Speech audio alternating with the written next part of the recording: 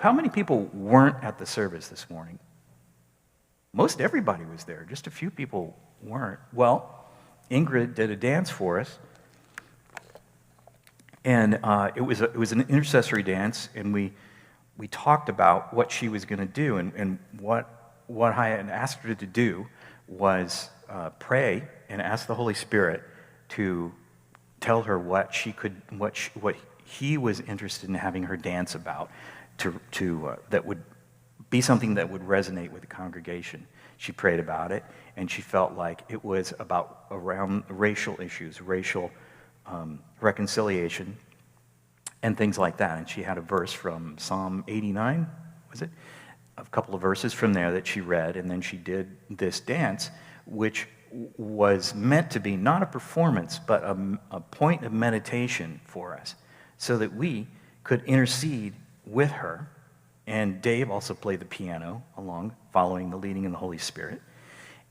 And it became a way for her to be to lead us through the arts in a way that we could intercede all together, put all of our prayers together, and then release them to God. And that releasing is something that's really important. And I can't reaffirm that too much, because one of the problems that churches have had with confronting things that are going on in the world, these tragedies and disasters and stuff, is that it's just so overwhelming. You know, if you try to take everything, like your intercessors, if you say, we have an intercessory team, you guys intercede for all the problems of the world, they'd be like, oh, you know, they could be just crushed by it, you know, or something you could imagine, you know.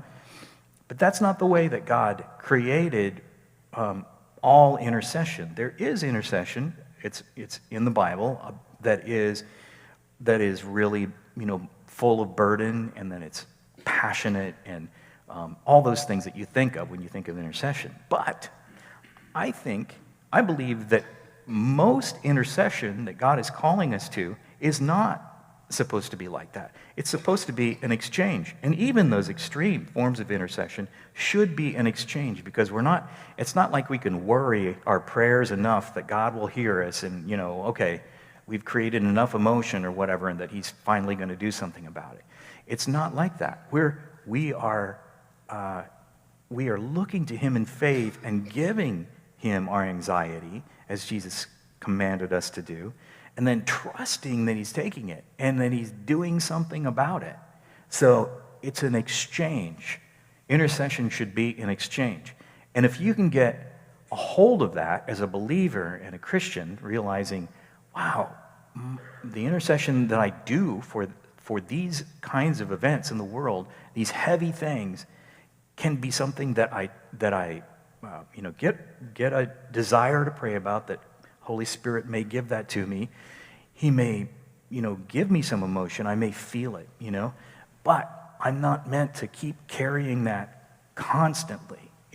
We're meant to give that to him, to feel it and pray it, and then give it to him and exchange that burden for peace and for freedom from anxiety and for trust. Because if we are praying and we are really believing that God's hearing us, then it would follow that we would expect that he's going to do something about it. And that's the whole faith trust thing.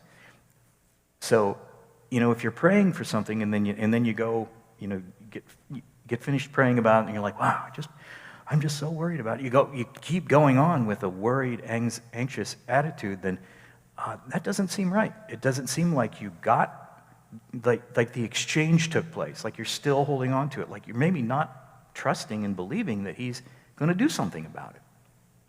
So that's really key to all of the things that happen with Care Arts Ministry, to not be crushed and to be able to go along with what's happening in the world and know that God's going to take care of it, but not in a frivolous, oh, that world just needs Jesus kind of way, in a way where we can invest with prayer, intercession, lament, expect God to do something, and also feel like we're doing something.